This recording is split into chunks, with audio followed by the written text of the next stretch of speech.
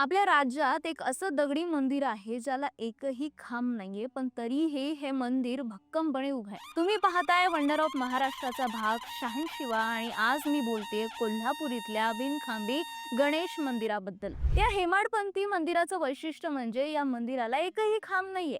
यामुळेच या मंदिराचं नाव बिनखांबी गणेश मंदिर असं पडलंय. अंबाबाईच्या मूळ मंदिरापासून हे मंदिर थोड्याच अंतरावरती आहे. 2 खाणी, सभामंडप आणि गर्भगृह अशी या मंदिराची रचना आहे. मंदिराच्या मागच्या बाजूला जोशीरावांचा वाडा आहे. या वाड्याच्या विहिरीची डागडुजी आणि गाळ काढताना ही गणेश मूर्ती तिथं मिळाली होती. त्यानंतर 1870च्या काळात तेव्हाच्या छत्रपतींच्या म्हणण्यानुसार या मूर्तीची या मंदिरात स्थापना करण्यात आली. या मूर्तीवर गेल्या अनेक वर्षांपासून शेंदुराचा थर होता, पण तो आता काढून टाकण्यात आलाय. त्यामुळे भाविकांना आता काळ्या पाषाणातील या चतुर्भुज गणपतीच्या मूळ मूर्तीचं दर्शन घेता येतंय. जोशीराव गणपती म्हणूनही या गणपतीची ओळख आहे. कोल्हापुरातल्या महत्त्वाच्या काही प्रमुख गणेश मंदिरांपैकी हे एक मंदिर आहे. खांब नसूनही हे मंदिर आजही पद्धतशीरपणे उभं आहे. यामागचं कारण म्हणजे या मंदिराचं स्थापत्य.